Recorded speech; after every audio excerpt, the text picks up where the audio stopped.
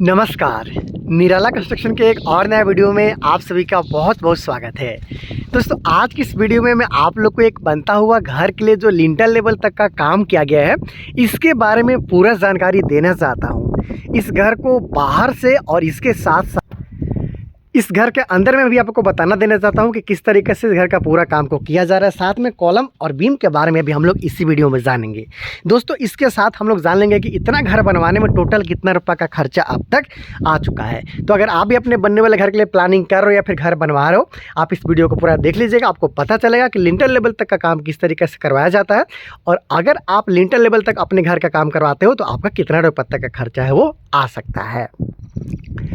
दोस्तों, मैं आप लोग को पूरा जानकारी दूंगा, लेकिन स्टेप वाइज आप बहुत अच्छे तरीके से समझ पाओ, इसलिए मैं आप लोग को सबसे पहले इस बनते हुए घर के साइज़ के बारे में बताना चाहता हूं। तो जो इस घर के लिए फ्रंट व्यू है, आप यहां से देख पा रहे हो, ये जो घर के लिए वहां से लेकर यहां तक फ्रंट व्यू है वो 25 फीट का है, और अगर साइड व्यू का बात कर लिया जाए तो 40 फीट का है।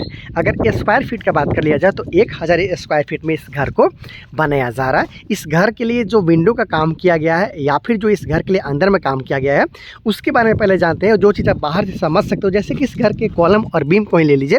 अब ये सारा चीज़ बहुत आसानी के साथ बाहर से समझ सकते हो।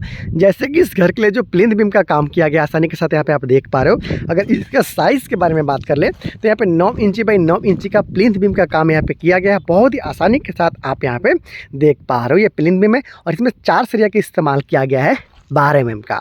साथ में अगर इस घर के लिए जो कॉलम का काम किया गया है उसके बारे में जान लिया जाए तो यहाँ पे साइड की तरफ आपको जो भी कॉलम देखने को मिल रहा है, या फिर सामने की तरफ या फिर घर के अंदर में, मतलब इस घर का जो भी कॉलम आप देख पा रहे हो, सारा कॉलम का साइज़ सेम है। एग्जाम्पल के तौर पर मैं आप लोग को एक कॉलम का काम को दिखा देता हूँ, जिससे आपके लिए समझना और भी ज़्यादा आसान हो जाएगा। फिर हम लोग घर के अंदर चलेंगे, देखेंगे और क्या कुछ तरीके से रूम वगैरह निकाला गया है और टोटल कितना रुपये तक का खर्चा है वो आ चुका है। तो यहाँ पे जो इस घर के लिए कॉलम का काम आप देख पा रहे हो, देखिए किसी भी घर के लिए जब कॉलम का काम किया जाता है, स्टार्टिंग किया जाता है उसके फुटिंग से, और फुटिंग का जो साइज़ रहता है वो डिपेंड करता है कि आपका कॉलम का साइज़ क्या है और कितना तल्ला तक आपको घर का काम को करवाना है। तो ये जो आप घर देख पा रहे हो, आने वाले दिन में मैक्सिमम 2 तल्ला तक जा सकता है।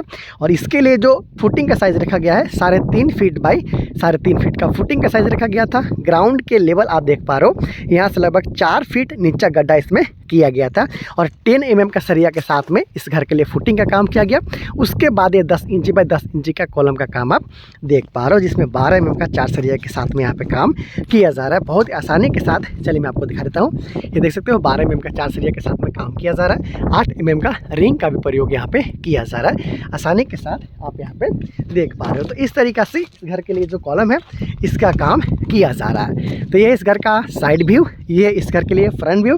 हालांकि यहाँ पे कुछ गलत काम भी किया जा रहा है, जिसके बारे में मैं आप लोग को बताना चाहता हूँ, ध्यान आकर्षित करना चाहता हूँ।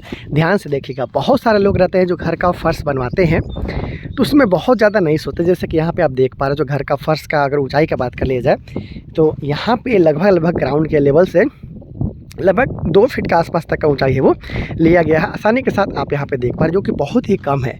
घर का ऊंचाई आपको कितना रखना है ये डिपेंड करता है कि आपकी जो अगल बगल से रोड गया हुआ है उसका ऊंचाई क्या। तो यहाँ पे आप देख पा रहे हो, हालांकि आने वाला दिन में यहाँ पे रोड है वो हो जाएगा, लेकिन रोड बनेगा तो और कम से कम 1 फीट के आसपास में तो ऊँचाई होना यहाँ पे तय है। चूँकि यहाँ पे देख पा रहे हो ग्राउंड लेवल है, यहाँ पे रोड बनेगा तो ऊँचा तो होगा ही, रोड कम से कम 1 फीट के आसपास तक का ऊँचा तो ज़रूर होगा।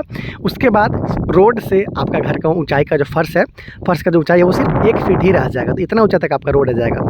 आने वाले दिन में एक बार अगर रिपेयर हुआ रोड 4 या 5 साल के बाद, तो फिर रोड का लेवल है वो ऊपर हो जाएगा, आपका घर के लेवल के बराबर तक आ सकता है। तो ऐसे में आने वाला दिन में रोड का लेवल और घर का लेवल बराबर हो जाएगा। तो पॉसिबिलिटी ये भी रहता है कि जो बाहर का पानी है वो आपके घर के सामने की तरफ रुकना शुरू हो जाएगा। फिर बहुत बार देखा गया बरसात में कि घर में भी पानी घुस जाता है। तो ऐसा आपको बिल्कुल भी काम नहीं करना है। बिल्कुल आपको सावधानी के साथ प्लिंथ हाइट रखना है। अगर इस तरीके से सिचुएशन है, ऐसे जो जनरल आपका घर का अगल बगल से रोड जो बना हुआ है वहाँ से कम तो 3 फीट हाइट आपको लेना है।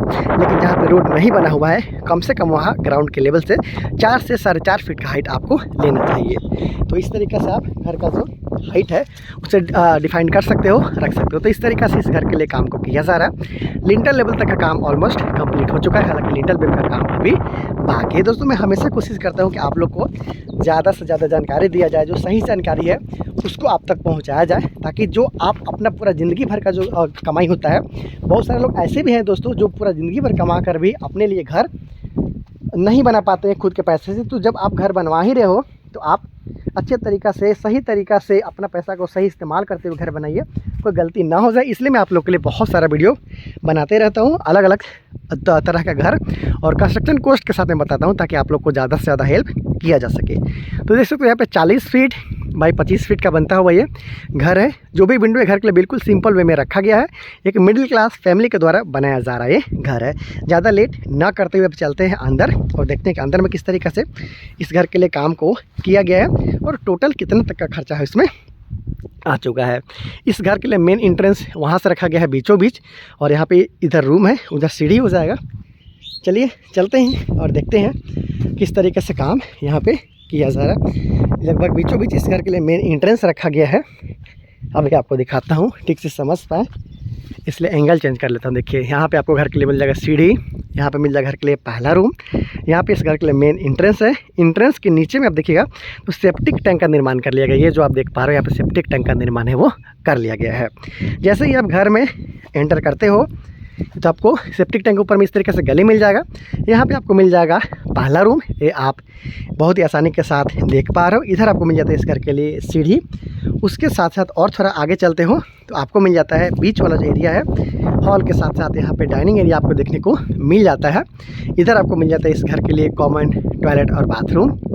इधर आपको मिल जाता है इस घर के लिए किचन। उधर आपको मिल जाता है, अगर रूम का साइज़ के बारे में बात करें तो देखिए 25 फीट वहाँ से लेकर वहाँ तक है, तो 2 फीट इसमें चल जाएगा।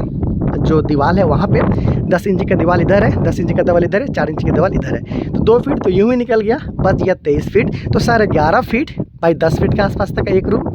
फिर यहाँ पे 11.5 फीट बाई 10 फीट के आसपास तक का एक रूम यहाँ पे निकाला गया है। आप समझे मैंने क्या बताया?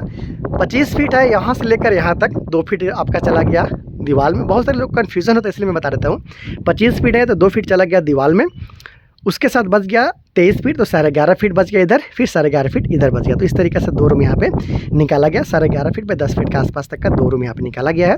बीच में हॉल के साथ साथ डाइनिंग एरिया है। यहाँ पे आपको मिल गया घर के लिए कॉमन टॉयलेट बाथ, यहाँ पे किचन है। उसके साथ साथ यहाँ पे इसे आप वेटिंग एरिया बोल सकते हो, कुछ इस तरीके से वेटिंग एरिया है। यहाँ पे आपको इस घर के लिए मिल गया ये पहला रूम, इससे आप गेस्ट रूम या फिर स्टडी रूम को भी इस्तेमाल कर सकते हो। यहाँ पे इस घर के लिए मिल गया सीढ़ी। तो इस तरीके से काम यहाँ पे किया जा रहा है। घर का नीचे का फर्श वगैरह बनाने का काम अभी बाकी है। देख सकते हो कंस्ट्रक्शन कॉस्ट का वीडियो है, इसलिए मैं आप लोग को पूरा काम को दिखा देता हूँ, ताकि आप लोग को बहुत अच्छे तरीके से समझ आए कि इस तरीके से आप घर का काम करवाते हो तो आपका टोटल कितना रुपये का खर्चा है वो आ सकता है।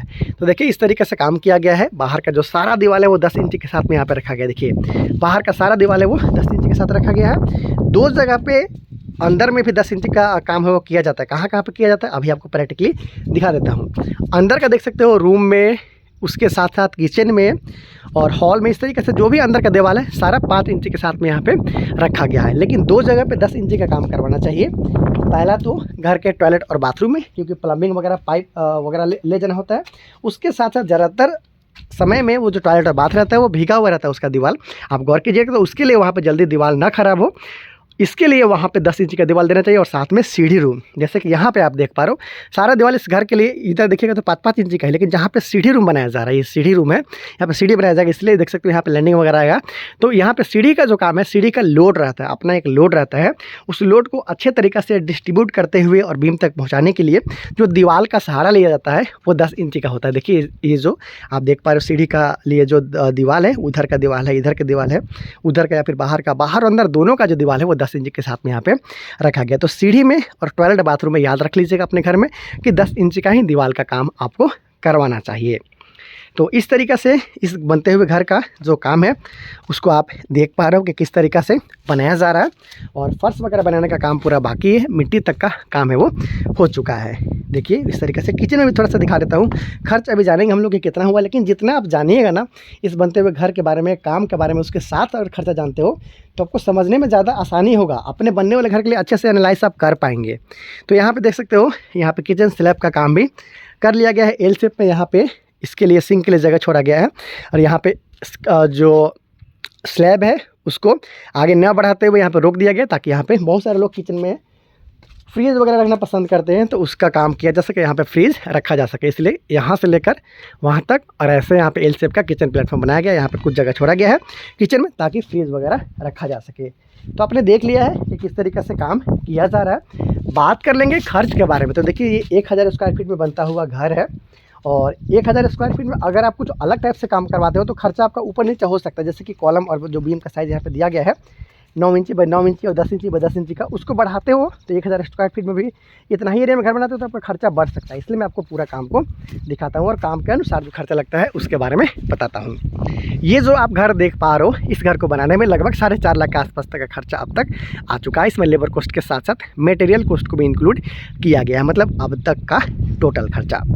आने वाला दिन में इस घर का काम आगे बढ़ाया जाएगा तो फिर से आपको दिखाऊंगा। हालांकि इस घर का वीडियो मैंने पहले भी आप लोग को दिखाया हुआ था। पहले मैंने दिखाया था कि लिंटर लेवल तक का जो काम से पहले तक जो काम किया गया था, जैसे कि इस घर का फुटिंग का काम, उसके साथ जो प्लेन का काम किया गया था, उसका वीडियो भी पहले से मैंने आप लोग के लिए डाला हुआ है। देखना चाहते हो जाकर देख सकते हो। इस घर का पूरा काम के बारे में मैंने आज की इस वीडियो में बताया और खर्च के बारे में भी बता दिया है। बहुत सारे इंटरेस्टिंग वीडियो के लिए चैनल को सब्सक्राइब ज़रूर कर लीजिएगा। Thank you so much.